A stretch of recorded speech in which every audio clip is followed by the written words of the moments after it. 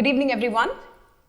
Welcome to the Hindu Fridays, an immersive and interactive session featuring really amazing classical musicians, Ranjani and Gayatri, popularly known as RaGa. My name is Akhila Krishnamurthy. I'm an independent journalist. I've had the privilege of working for The Hindu and I'm the founder of Alap. Thank you so much, Ranjani and Gayatri. Really looking forward to this discussion. Honestly, RaGa, Ranjani Gayatri need no introduction, but I'm going to begin with a story. A few years ago, Ranjani and Gayatri told me this really interesting story, really that often makes me think about the power and potential of destiny in our lives. In 1994, as a young violinist duo, dressed in a half sari, not in contrasts, Ranjani and Gayatri awaited their chance to perform at a festival in Ilaiyaraja, which is the birthplace of Saint Ilaiyaraja, considered one of the trinity of Carnatic music. In a strange turn of events, one of the vocalists who was meant to perform didn't show up, and a slot, as they say, opened up for a vocal performance. The organizer requested Ranjani and Gayatri to keep their violins aside and perform a vocal concert instead. They performed a full-fledged concert, and it was as if destiny decreed that they be vocalists, and that too at the behest of none other than Saint Ilaiyaraja. Occupying position of place today as one of the most sought-after Carnatic musicians, their music, everybody will agree here, has a quality of conviction and creativity interspersed with an innate desire to fly and find freedom. Also always delivering a performance that is a coming together of two individuals who make music that is truly one of a kind. Thank you, Chitra Swaminathan, and to The Hindu for inviting me to be in conversation with one of my favorite musicians. Happy birthday, Gayatri. Oh. Thank you. Thank you, Akhila, for the wonderful introduction. Really so touched. Most welcome. I'm going to start with a question on tradition. You know, we use this word over and over again, and sometimes I think about how we also tend to stereotype tradition and traditional as something conservative. But I remember a few years ago interviewing another musician who told me that tradition in her view is addition. That tradition is dynamic. It's a constant work in progress.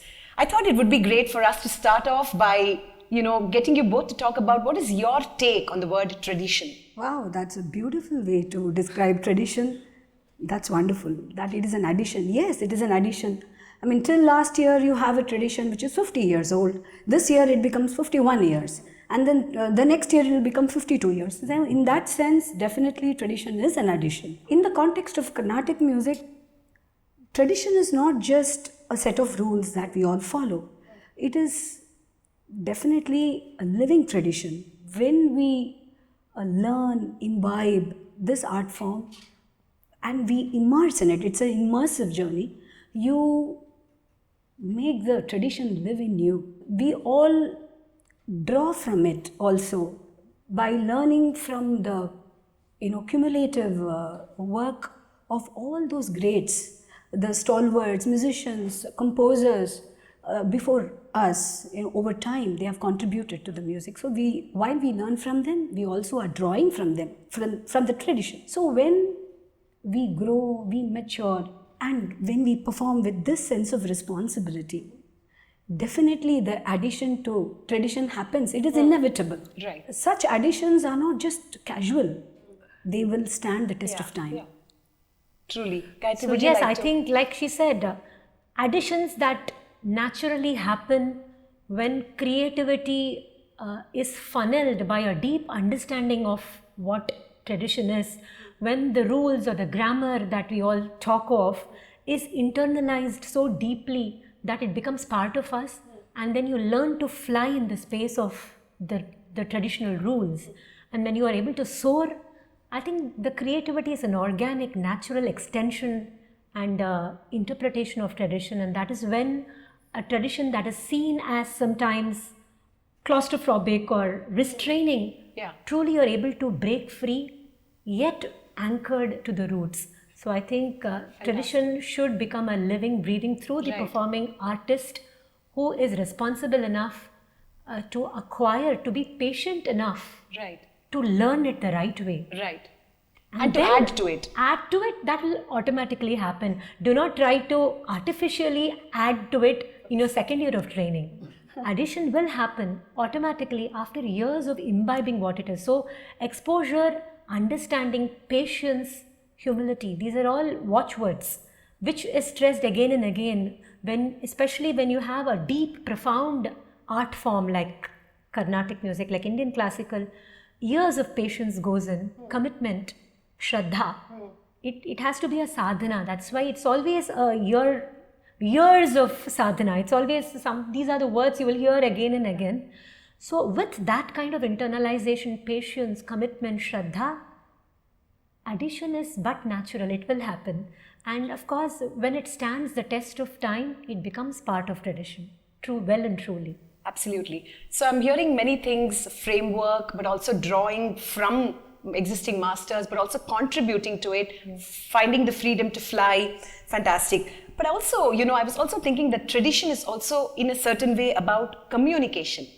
Right? I want to ask you a little bit about, from the perspective of communication, when you are thinking about performance, do you think about the audience? Are you thinking that, they talk about communication being you speak and then somebody listens, this whole idea of rasa, of course, in the context of the Natya Shastra, but really like, what is communication in the context of music, really, in the context of Carnatic music, especially? I think when we say that music is a performing art, obviously communication is part of it. It's very important as a performer that I communicate what I have effectively with an audience. That being said, you do not start from that place when you're learning the art form and when you're taking your first steps as a musician. It is not like a student or a wannabe performer, let us put it that way. An aspiring performer sits at home and says, how do I make the audience clap? How do I get maximum response from them? That is not the starting point for any committed student, any serious minded student of the art form. You always start from a point of discovering what your strengths are, adhering yourself, aligning yourself with the highest values that your gurus have indicated for you, and trying to kindle within you respect and commitment and hard work towards the best, to attaining the best virtuosity and mastery and expertise and understanding of the art form, and giving a fair representation of it on stage. That is the starting point. And automatically, over experience of performing and singing, you learn that what works in an audience. You do the best by yourself and the art form. And art so form, that is the end. So the starting point is always to start from what do I have to say, and then comes the natural extension of that. How do I say it effectively enough? And that is where experience, maturity plays a huge role in teaching you how to most effectively communicate this sense of what I should be. And that is again born out of what I can do best. What are my strengths? What are my weaknesses? How do I best negotiate that and give a good account of myself? And how do I take this to the audiences? Correct. Because when you are performing a concert, it is only a slice of what you can do. And it is you are only representing a slice of the whole classical music and what you can do. Your sadhana. So, so how would you put forward that music in that slice of time? So that's when you have to be very humble too, to know that the art is bigger than yourself, and that to aspire every time to do the best by the art, given that there are so many constraints. No, this is a very beautiful point that you said, because as artists, and I say that I include myself in this, of course, that we tend to get lost in our music, and so that self-indulgence happens a lot. I love this raga and I want to sing it, I want to go on singing it, I want to enjoy it, and so you indulge yourself. But then we sometimes forget that there is an audience and there is a certain patience or a tolerance that we must consider. Does it work in a performance? How much works? How big a slice of my unbridled creativity can I unleash in the space of one concert? So these are choices that one must mindfully make when you are thinking of performance. Right. And these are choices obviously that come with practice and, sort Experience. of evolving with the Yes. art form. Yes. Also, this idea of reading a room, Ranjani and Gayatri, you read a room. So I'm just curious, I'm going to take a little detour and ask you, when you go to perform, your audiences are different each time in a different venue. Do you kind of shift what you're going to sing based on the audience? For example, how do you read a room? We're very, very curious about how you read a room and how do you really, you have obviously improv is like, very, very easy for you. How do you really improvise on the go? Well, I must confess here, Akhila, that I am not very good. I should also speak on behalf of Gayatri. We are not very great in reading a room. Okay. That is what we feel. But I have been told by many of people who follow us quite ardently, by many of our close collaborators and fans, that I read room very well. So I'm kind of, caught in between. I didn't think I could read a room well, but apparently I do. So I don't know if I should take the compliment. I feel like taking it. You should. But I'm not aware of it though. Right. Great. The buzzword in the classical arts now in the context of innovation, especially we'll sort of segue into innovation, is thematic. But in my head, honestly, I've been thinking so much about the last two big productions of yours, which is Raaja by RaGa and Rasa by RaGa. I'd say that in terms of, exploration and execution, it was more than just a thematic concert. Yeah. I think I wrote about this as well, that, it was the coming together of your music with the idea of Raja sir's music and really melding a third, which had a life and a resonance of its own. Let's talk a little bit about Raaja by RaGa and really where did that idea come from? Well, I should say that it didn't, the starting point of Raaja by RaGa was not to take it to a wider audience as it is generally made out to be. Okay. Of course, we have always wanted to explore ways to connect classical music with a wider audience. And, Carnatic music is an acquired taste. You have to have been initiated into it. I would also say that when you hear it, you are exposed to it, you like it. And then when you like it, you want to listen to more of it. And then you like it even more, then you understand and appreciate it, and then you want to listen to more of it. So it is like a virtuous cycle that the more you are exposed to it, the more you want to hear it. So I think film songs have really played an important role, a major role in introducing to the people the sounds of classical music. However, when a person listens to film songs, he is consuming it as a film song, not as classical music. So I think Raaja by RaGa, what it did was connect the audience back to classical music through the idiom of these songs and using these songs as a bridge. Actually, we were invited on Raja sir's 80th birthday to just sing a concert in tribute of his 80th birthday. And we were only asked to present a regular concert.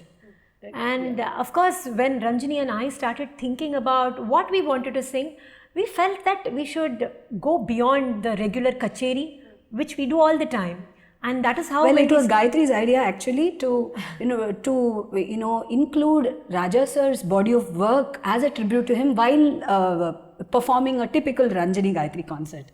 So that is how the idea was born, that we will do a typical Carnatic RaGa concert, but the Raja sir's songs will feature as important characters in the Carnatic story. So that is how the idea was born. And of course, once we started ideating it, things fell into place so beautifully and it was fantastic. We enjoyed the journey thoroughly. So did we. But I just want to ask you a little bit about that. Is there one song that you remember that you sang at Raja sir's? I think it would be great to, we've been talking for a little bit. It would be great to break into a little music and...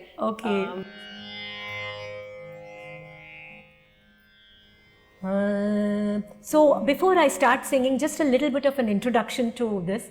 When alapanas or humming, that it's called humming in film context, or singing swaras happens in film songs, it is part of the song itself. So you will see any number of singers who reproduce this song, they sing exactly the same swaras. So what happens is that when we sing these songs or some of these, the swaras that we sing is very Carnatic. That way it's very spontaneous. So it is creative. Which is why layperson can sing whatever, right? So it will not be so. For instance, Chitra sings Padariyen Padipariyen in the movie. So it's supposed to be a folk version of the classical composition that precedes it in the movie. Right. So she sings a few Kalpana swaras. பாடறியேன் படிப்பறியேன் பள்ளிக்கூடம் தானறியேன் ஏடறியேன் எழுத்தறியேன் எழுத்துவக நானறியேன் பாடறியேன் படிப்பறியேன் சரி கம பத மக சரி பாட. This comes in the movie, but this is not how we would sing it. So we took it very spontaneously, just in a kacheri. பாடறியேன் படிப்பறியேன் பதனி சரி கசனி நமக சரி படறியேன் மபத பதனி தனி சனி தம பதனி நமக ச பாடறியேன். So what we also did was contrast Mari Mari Ninne, which happens in this music, and then merge Padariyen in a very seamless way, and then alternate it, bringing out the contrast between not just the folk and classical approach, but also the nadai, which is the tishra, the 3-beat and the 4-beat.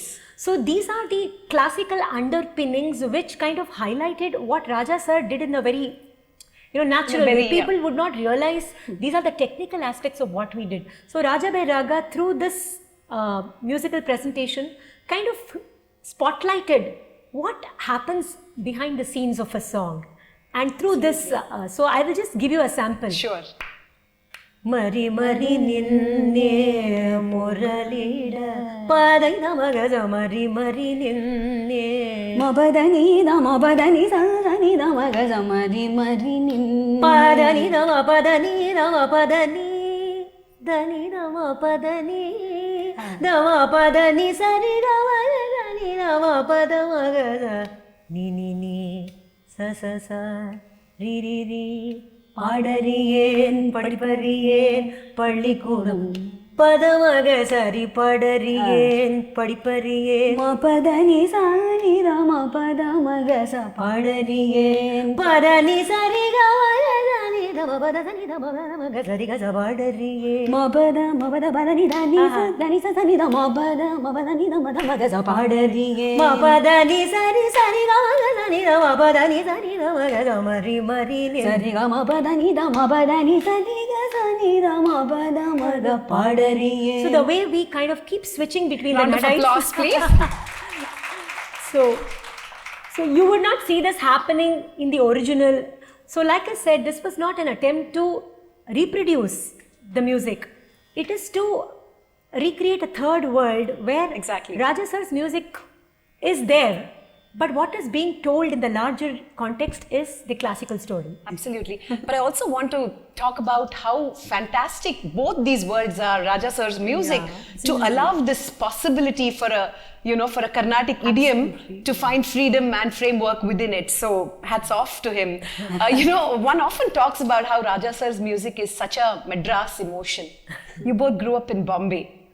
How did you really make way into this Madras emotion? I mean, early part of your 80s, like I came to Chennai only in the 90s, and I somehow I cannot empathize with Raaja's music the way people who've grown up here do, right?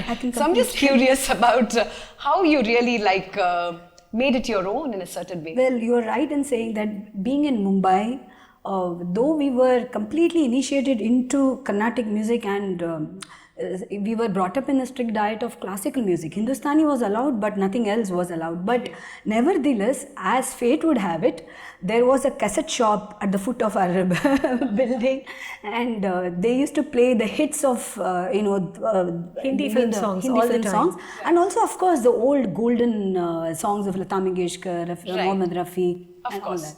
So we have grown up listening from there. Nobody could stop, of course. So we have so Ye Ajeeb Daasta Hai and all those super hit evergreen. Would be great to have you sing a little bit of that as well. Which one?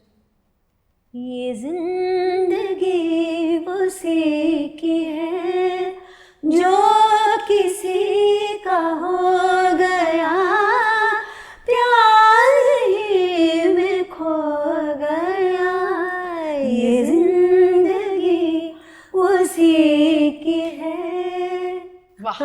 Thank you for that. So, continuing the story, when we came to Chennai, and of course I went to college there, I did my BA, and I don't know if it happens now, but then we had these college orchestras, and there were a lot of music competitions. So there was this light music competition, which was the bastion of only men's colleges, because you needed several instruments. You needed a keyboard, you needed drums, and the guitar, everything. So generally, ladies' colleges had the reputation of just going as a group of 8 singers in packs and just singing like a chorus. Right. So people used to laugh, and then I was the surprise star addition with the violin. She was a lone orchestra. Right, of course. So with my violin, so that is when I said that, okay, how do I use the violin to maximum effect? And so we had basically everyone else were just the voices. So then that is when I discovered Raaja sir's music, and then songs like Andi Malai Polugirathu and Paadu Nilave. And so these songs I used to unravel. So I remember, Andi Malai Polugirathu Ovaru Thuliyilum Unmugam Therigirathu. So I used to play that. And then na na na na na na. This is the violins. So I used to play that.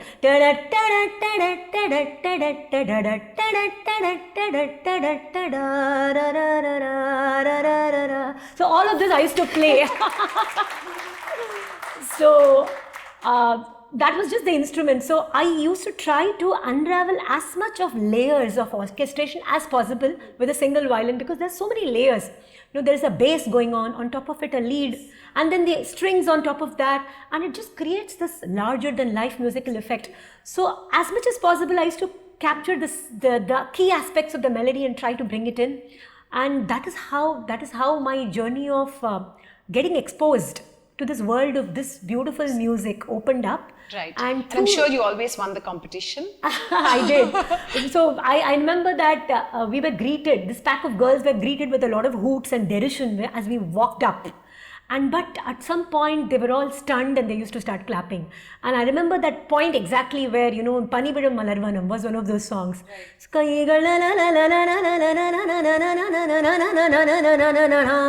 So I used to play that on the violin and the voices. So the coming together of the voice and violin always created this high. And so that is when the claps, we were greeted, that's when they really relooked. Every and the interlude varchave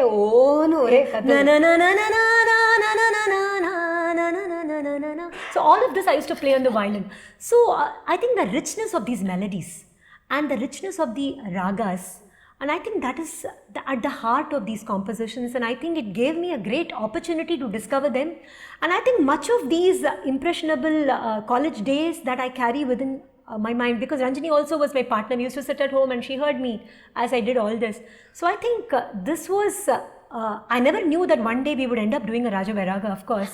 That's how beautiful the canvas of life is. Right. You just you learn all this, you live through such beautiful experiences, and the canvas of life gets dotted, and then the picture forms over a period of time. You don't know how the picture is going to form one fine day. Right, for but sure. as the dots happen, the dots of your unique experiences, I think these dots will rejoin, differently join to create different pictures which will add life and character to our journey. Absolutely. Beautifully said, Gayatri.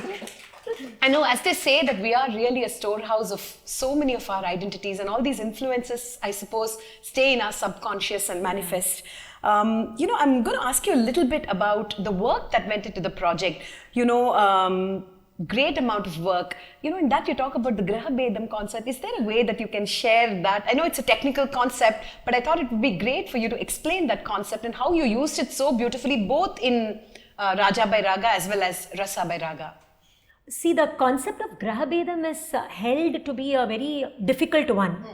But actually it can be a very beautiful, very appealing and easy to listen to. If you, that was like, it did not start as an academic exercise, my foray into Graha Bedam. I remember doing a talk on Graha Bedam about 9-10 years ago, a lecdem on this at the Music Academy, where I talked about Grahabedam, and that itself was a journey of discovery for me. And of course, as it happened, many of the things that I had done until that point, and I would continue to do, was never a form of a lecture, but the kind of insights that I gained during that lecture kind of set the tone for how we would discover it and interpret it in our concerts. For instance, the parallel presentations that I do in concerts, for Saga ma pa ga ni sa ma ga. It's Raga Jog. Ni sa re pa ma re ni ga ma pa ga ni ma pa ni sa. So I can sing Jog and Brindavani at the same time. So this kind of, and then 2 ragas at the same time, to 3 ragas at the same time, to 4 sometimes. So it has been a challenge in juggling or tightrope walking or riding several horses, in whatever metaphor you might like to use. But the core is that I try, or it's not an effort, it's not an attempt to show off, but rather take it in a very palatable, easy, appealing way to audiences. Right. Yeah, actually she's tried to showcase Grahabedam in various forms, be it Neravan, Maybe you just want to explain the Grahabedam concept. Yeah, in the Raaja mein Raga, I Yeah. talked about this 5 raga Grahabedam that happens in a set of 6 ragas. I know it's there, and it's a kind of... so this idea, I never thought that one day there will come a time when I can actually musically, we can demonstrate this idea. And it happened naturally for Raaja by Raga. Right. So to just quickly explain what we did is, I'll just put the Shruti on, give me a moment. Yeah. I will take a raga which is Hamsa Nandi. Okay. Sari ga ma da ni sa, sa ni da ma ga re da ni re sa. So there are, apart from the sa, re ga ma da ni re, there's no pa in Hamsa Nandi. So when you take the sa away, the 6-note raga Hamsa Nandi becomes a 5-note raga. So when re becomes the new sa. So Grahabedam is the concept of a shifting shadja. When another note in the same raga becomes your focal note or a shadja, anchor note, the notes realign to form a different raga. A new raga within the old raga. Yeah. So when you take re as a new sa in Hamsa Nandi, re ga ma da ni re, sa ga ma da ni sa ni da ma ga sa ga ni sa da ni ga sa. So this is Hindolam within Hamsa Nandi. Ga, when ga becomes a new sa, ga ma da ni re ga re ni da ma ga, sa ri ma pa da sa da pa ma pa da re da sa. It either becomes Durga or Shuddha Saveri. Ga ma re sa. So this is what we explored through Raaja by Raga, very naturally through songs. So when we did this, I'll just demonstrate one more. Re ga ma da ni re ni da ma ga re sa. So Vedam anu anu nanadam. This was a song that set the tone. Yeah. Naan paadum ragangal naada vinodam. Savin osai ketkum bodum padam aadado. Re ni da ma ga re, sa ga ma da ni sa ni da ma ga da ni ga sa. Naan paadum செவந்தி பூவிதழ் ஒரு நாள் பார்த்து அந்தியில் பூத்தது சகமத ரமகமத நி sorry ரமகமத நி மத நீ கரி சா வேதம் மனுவிலும் ஒரு நாதம். So we come from Hindolam back to Hamsa Nandi. So Ga introduced a new song, Ma So to like a new that. song. So like a Da to the new song, the Ni went to another. Ni da ma ga re ni ri ga ma da ni sa ni pa ma ri sa ri ma pa ni sa. துள்ளி துள்ளி நீ பாடம்மா சீதையம்மா, நீ கண்ணீர் விட்டால் சின்ன மனம் தாங்காதம்மா. வேதம் மனுவிலும் ஒரு நாதம். Beautiful. So these were the shifts that were explored not technically but through popular evergreen songs. So people didn't feel that it was a technical concept. They could identify with the very esoteric part of music, but demonstrated through these bridges. So I think that was one of the Beautiful, beautiful. Thank you so much. How do you really find patches of time? They are truly the reason why we take all the credit for being super women.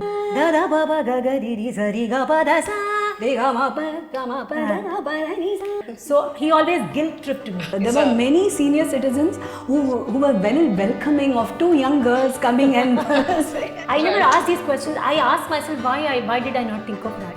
What was it like for you to sing out of your comfort zone? though Carnatic music can express all emotions, it is the rasa is of bhakti. The intensity of the emotion, I think it shines through any beautiful piece of music. Yeah.